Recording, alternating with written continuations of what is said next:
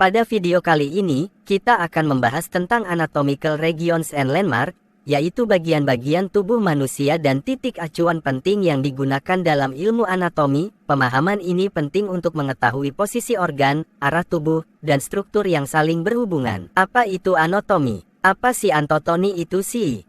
Anatomi berasal dari bahasa Latin anatome, ana, berarti memisahkan, dan tome ini berarti mengiris. Jadi, anatomi adalah ilmu yang mempelajari struktur tubuh manusia.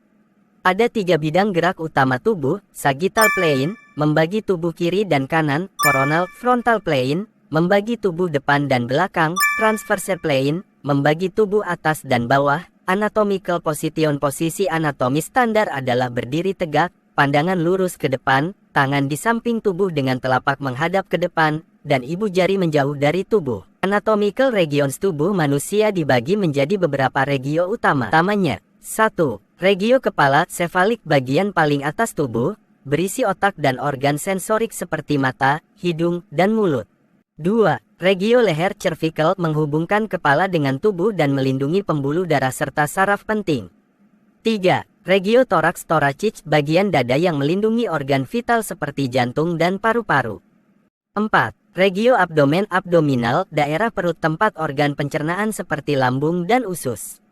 5. Regio pelvis, pelvic, menopang organ reproduksi dan kandung kemih. 6. Regio punggung, dorsal, bagian belakang tubuh yang berisi tulang belakang dan otot-otot besar.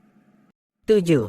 Regio anggota atas, upper limb, meliputi bahu, lengan, siku, dan tangan. 8. Regio anggota bawah, lower limb, mencakup paha, lutut, tungkai, dan kaki, berfungsi untuk berdiri dan berjalan. Landmark adalah titik acuan anatomi yang digunakan untuk menentukan posisi atau arah suatu struktur di tubuh manusia. Landmark ini penting dalam dunia medis, seperti saat pemeriksaan fisik atau membaca hasil pencitraan. Bagian kepala, head part, tulang frontal membentuk dahi dan melindungi otak bagian depan. Ada juga nasal, zygomatic, dan mandible yang membentuk struktur wajah. Clavicular di bagian bawah leher menjadi penghubung kepala dengan bahu.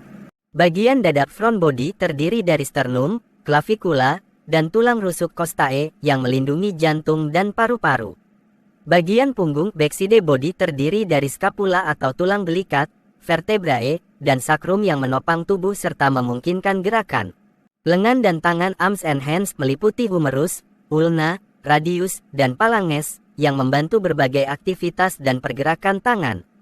Bagian kaki, foot part, terdiri dari femur, patella, tibia, fibula, dan metatarsal yang berfungsi menopang berat badan dan menjaga keseimbangan.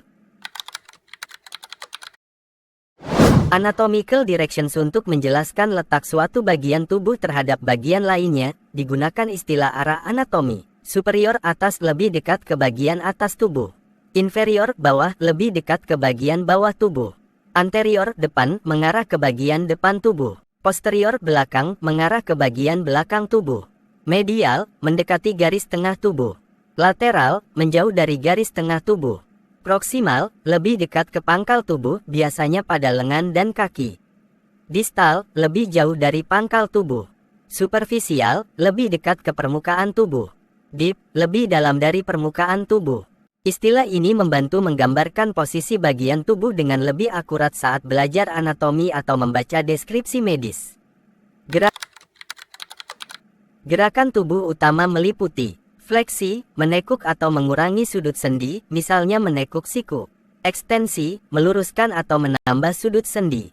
Abduksi, menggerakkan anggota tubuh menjauh dari garis tengah. Aduksi, menggerakkan anggota tubuh mendekati garis tengah. Rotasi, memutar bagian tubuh pada porosnya.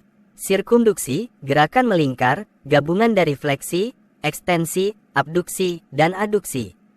Gerakan-gerakan ini terjadi di bidang-bidang tubuh sagittal, frontal, dan transversal yang sudah dijelaskan sebelumnya.